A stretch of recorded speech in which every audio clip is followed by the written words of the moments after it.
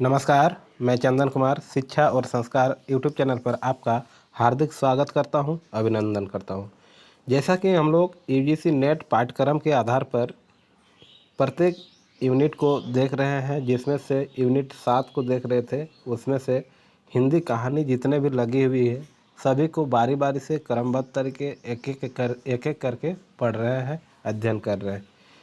आप देखेंगे कि इससे पहले हम लोग के 3 कहानी हो चुकी है ना। आज है चौथा कहानी के अंतर्गत कानों में कंगना एक कहानी है, जो कि छोटी सी कहानी है लेकिन अच्छी कहानी है। इसे आप अवश्य पढ़ें और मेरे साथ साथ पढ़ें। अगर इस चैनल से नहीं जुड़े हैं तो अभी भी जुड़ जाइए, क्योंकि आने वाले समय में सभी प्रकार के वीडियो जो उच्च शिक्षा संबंधित, जैसे टीजीटी, पीजीटी, नेट, जेआरएफ के लिए तो है ही, साथ ही साथ जितने भी आप देखेंगे उच्च शिक्षा से संबंधित वीडियो अपलोड की जाएगी।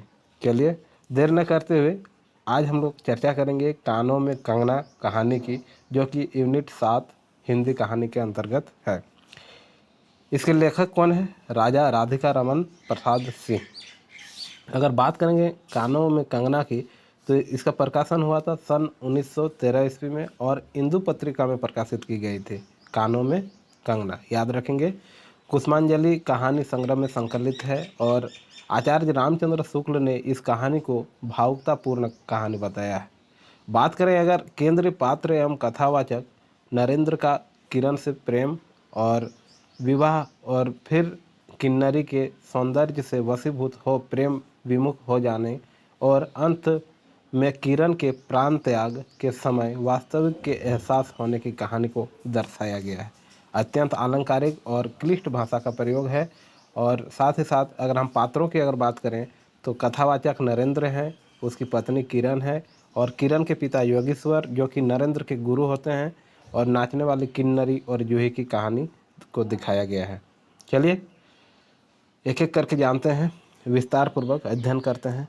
अगर आप देखेंगे कि हमारे चैनल में जैसे ही आप जुड़ेंगे शिक्षा और संस्कार में, तो आप प्ले लिस्ट में जाकर देखेंगे इसमें बहुत सारे वीडियो अपलोड किए गए हैं, जिसमें से हिंदी कहानी है। हिंदी कहानी के अंतर्गत अभी कुल ये चौथा कहानी है। इसके पहले 3 कहानी अपलोड किए गए हैं।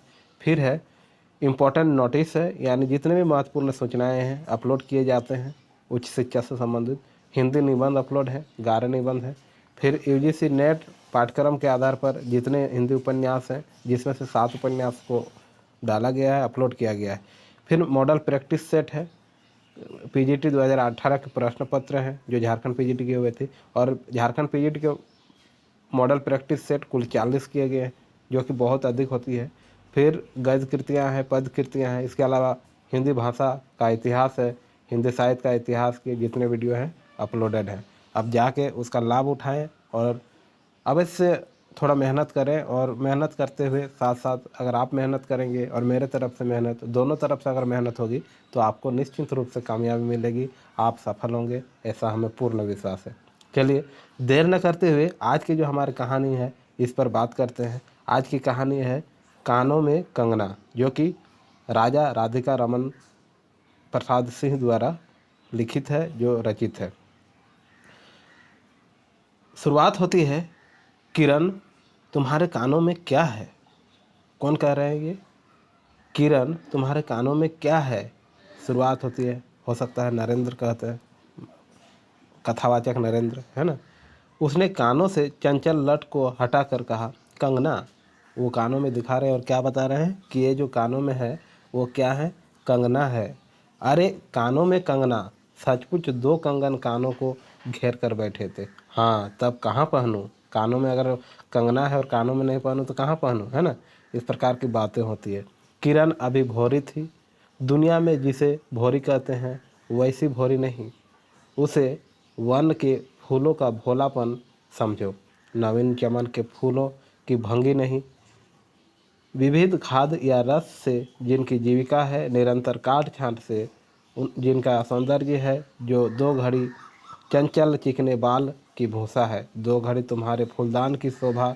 वन के फूल ऐसे नहीं, प्रकृति के हाथों से लगे हैं, मेघों की धारा से बढ़े हैं। चटुल दृष्टि इन्हें पाती नहीं, जागदवायु इन्हें छूती नहीं। यह सरल, सुंदर, सौरभमय जीवन है।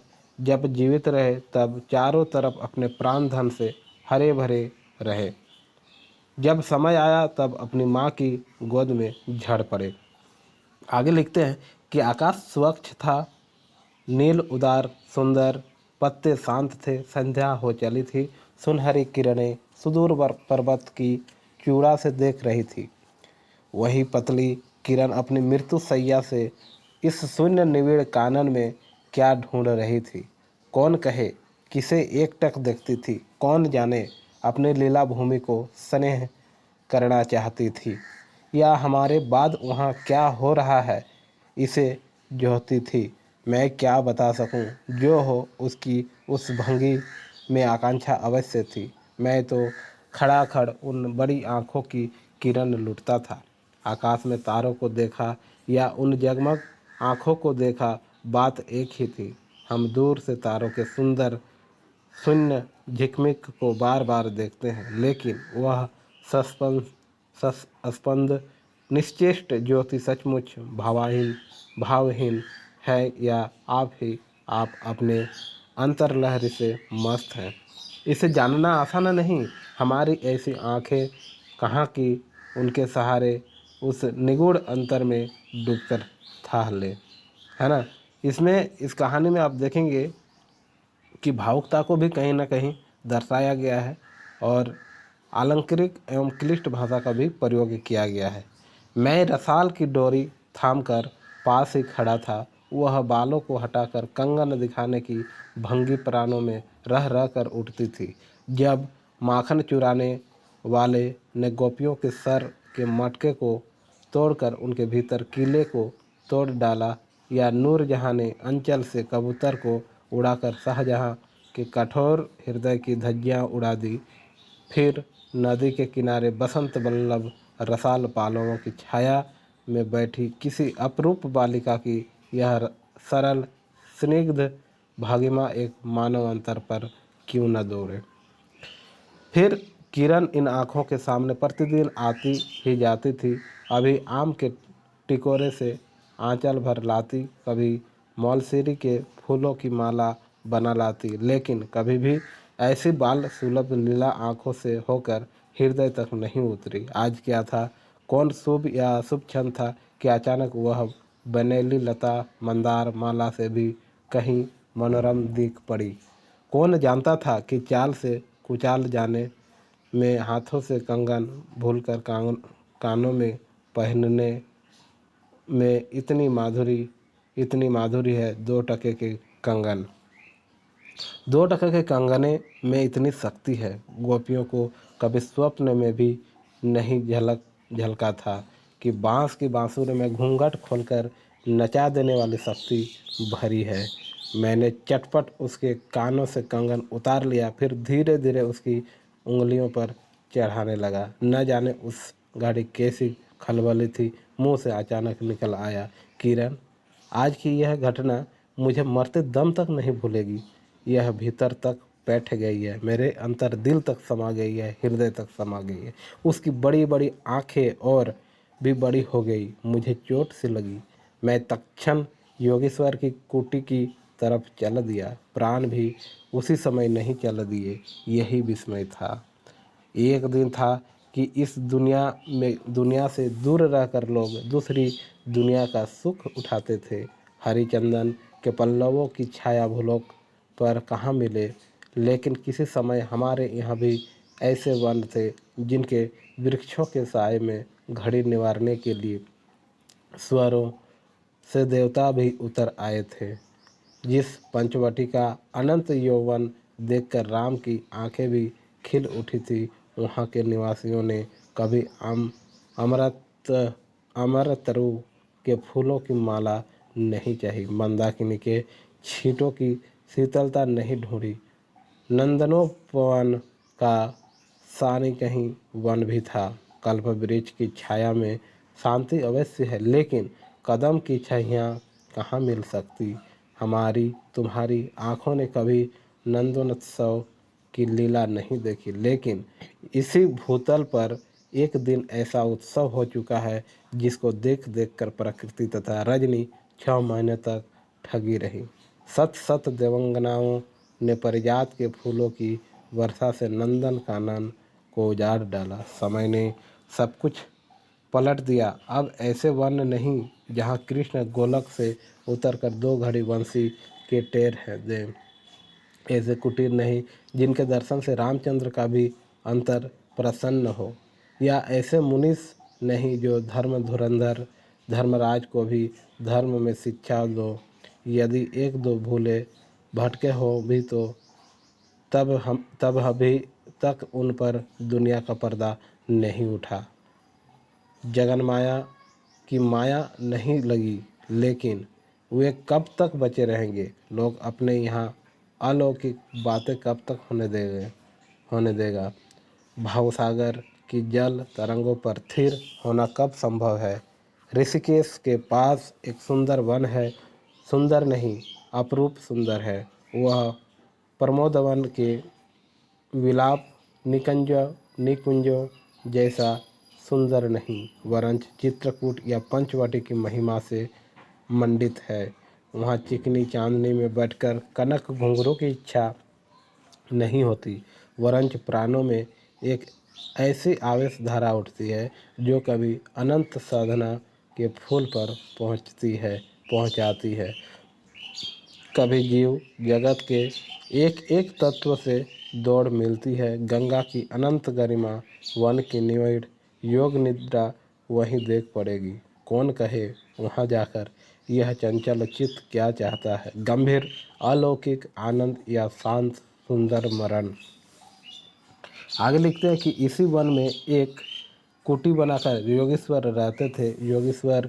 योगेश्वर ही थे, यद्यपि वह भूतल ही पर रहते थे, तथापि उन्हें इस लोक का जीव कहना यथार्थ नहीं था। उनकी चित्तवृत्ति सरस्वती के श्री चरणों में थी या ब्रह्मलोक की अनंत शांति में लिपटी थी, और वह बालिका स्वर्ग से एक रश्मि उतरकर उस घने जंगल में उजेला करती फिरती थी। वह लौकिक मायाबद्ध जीवन नहीं था, इसे बंधन रहित बाधाहीन नास्तिक किरणों की लेखा कहिए। मानो निर्मुक्त चंचल मलय वायु फूल फूल पर डाली डाली पर डोलती फिरती हो, या कोई मूर्तिमान अमर संगीत बरोक टोक हवा पर या जल की तरंग भंग पर नाच रहा हो। मैं ही वहाँ इस लोक का प्रतिनिधि था। मैं ही उन्हें उनकी अलौकिक स्थिति से इस जटिल मर्त्य राज में खींच लाता था। कुछ साल से मैं योगेश्वर के यहाँ आता जाता था। पिता की आज्ञा थी कि उनके यहाँ जाकर अपने धर्म के सब ग्रंथ पढ़ डालो। योगेश्वर और बाबा लड़कपन के साथी थे, इसलिए उनकी मुझ पर इतनी दया थी कि किरण उनकी लड़की थी। उस कुटीर में एक वही दीपक थी, यानी योगेश्वर की लड़की कौन थी? किरण थी। जिस दिन की घटना मैं लिख आया हूँ, है ना, यानी नरेंद्र के गुरु थे योगेश्वर, और योगेश्वर की बेटी कौन थी? किरण थी। उसी दिन सवेरे में मेरे अध्ययन की पूर्ण होती थी, और बाबा के कहने पर एक जोड़ा पीताम्बर, 5 स्वर्ण मुद्राएं तथा किरण के लिए 2 कनक कंगन आचार्य के लिए निकट ले गया था। बात कर रहे हैं कौन? नरेंद्र। योगेश्वर ने सब लौटा दिए, केवल कंगन को किरण उठा ले गई। वह क्या समझकर चुप रहे? समय का अद्भुत चक्र है। जिस दिन मैंने धर्म ग्रंथ से मुंह मोड़ा, उसी दिन कामदेव ने वहां जाकर उनकी किताब का पहला सफ़ा उल्टा।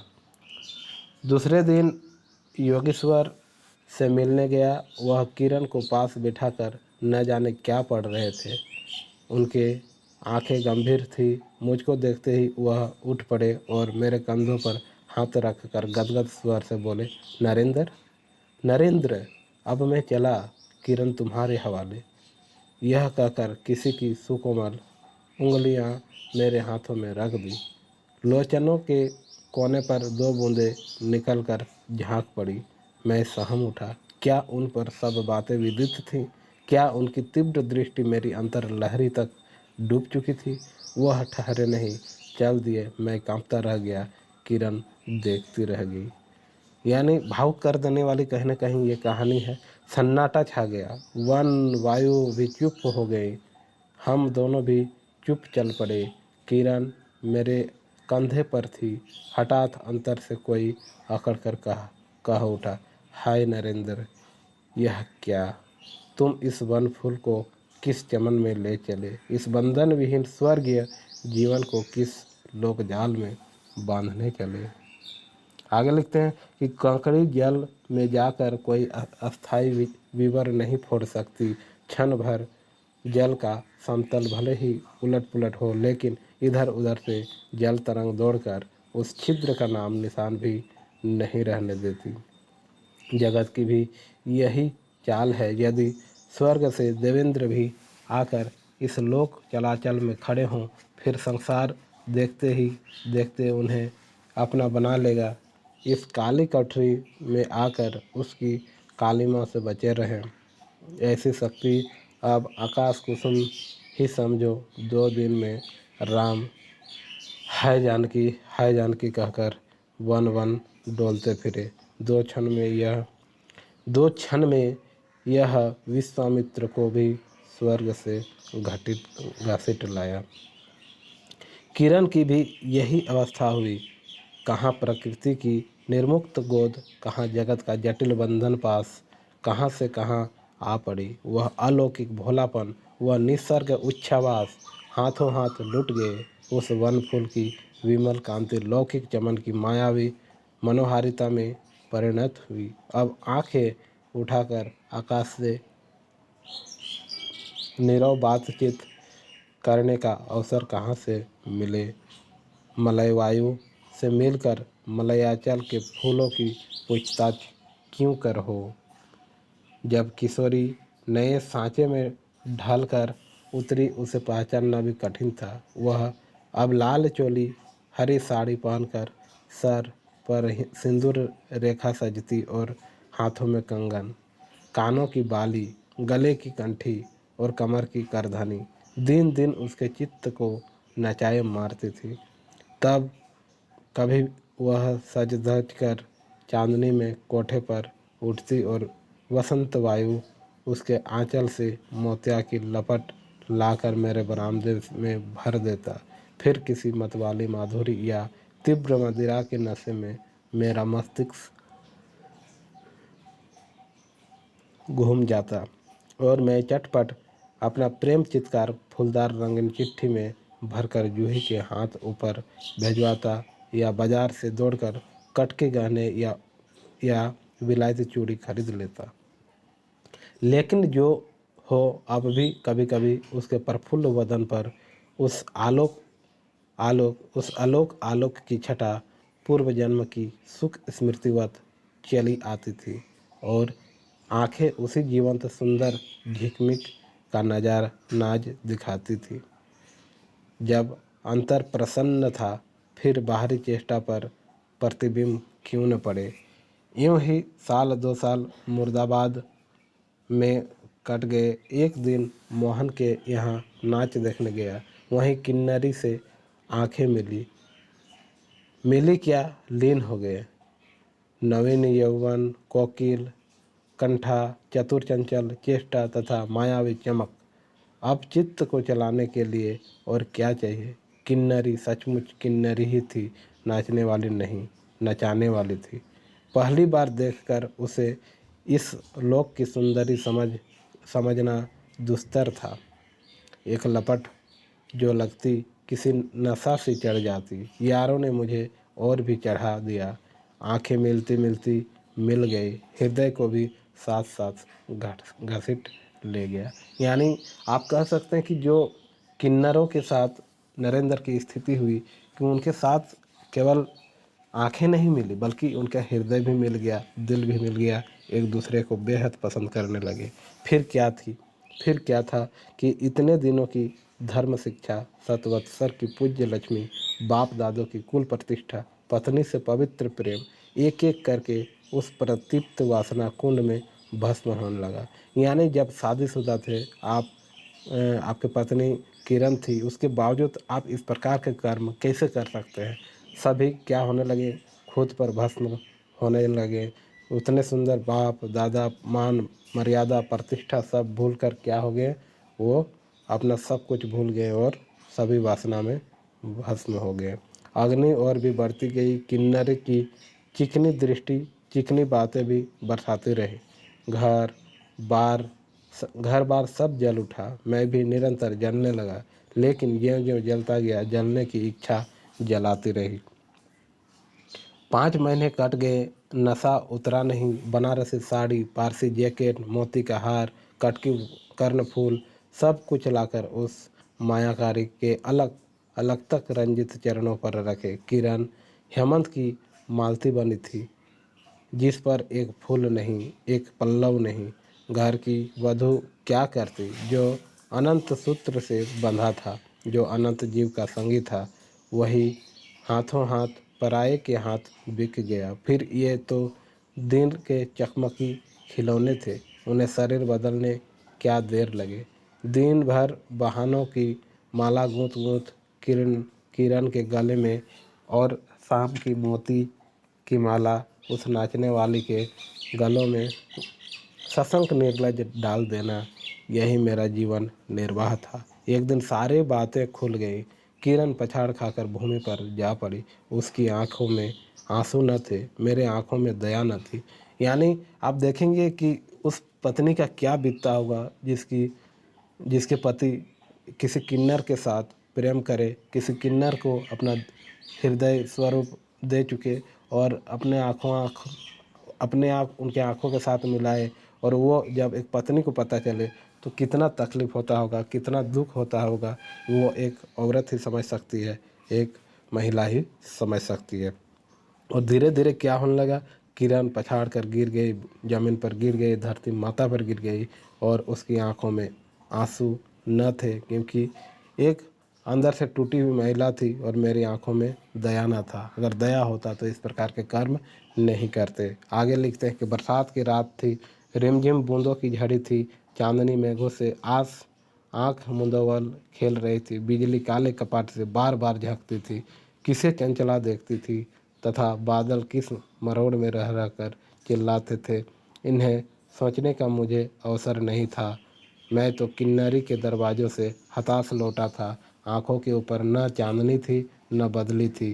त्रिशंकु ने स्वर्ग को जाते जाते जाते जाते बीच में ही टंग कर किस दुख को उठाया, और मैं तो अपने स्वर्ग के दरवाज़ों पर सर रख कर निराश लौटा था।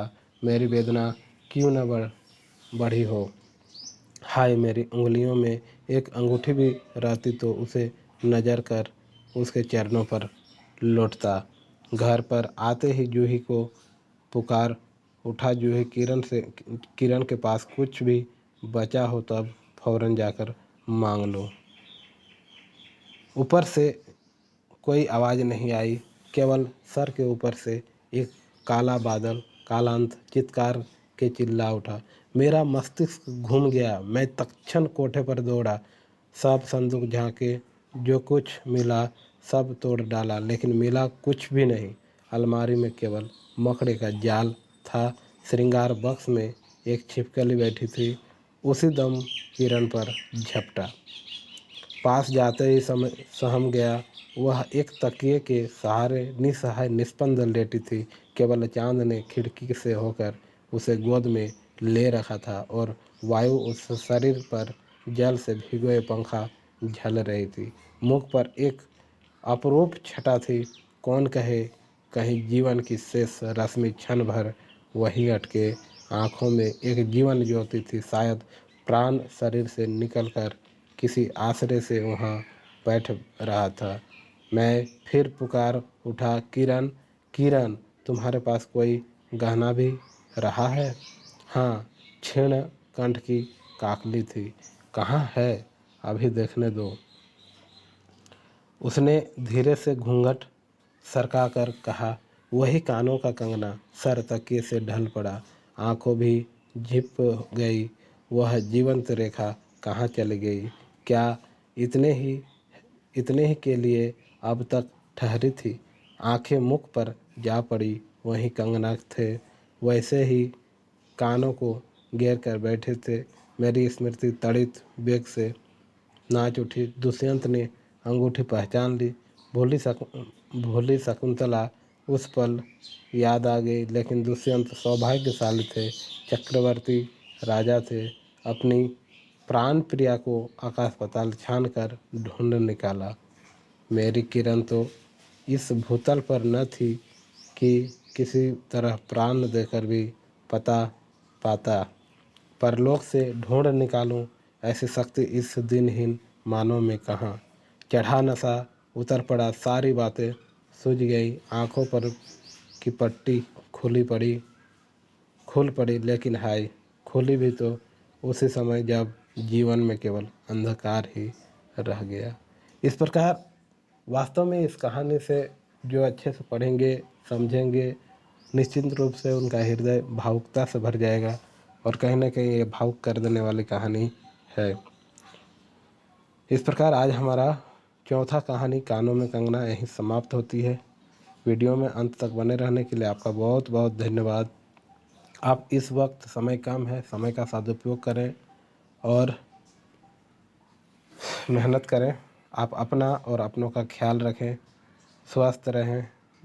आपका बहुत बहुत धन्यवाद हमारे शिक्षा और संस्कार यूट्यूब चैनल पर जुड़ने के लिए। और अगर आप अभी भी टेलीग्राम चैनल पर नहीं जुड़े हैं तो उसमें भी जुड़ जाएं, क्योंकि उसमें भी आपको समय समय पर कुछ भी महत्वपूर्ण जानकारियाँ उपलब्ध कराई जाती है, नोटिफिकेशन अपलोड किया जाता है। तो वीडियो में अंत तक बने रहने के लिए पुनः एक बार आपका धन्यवाद, आभार।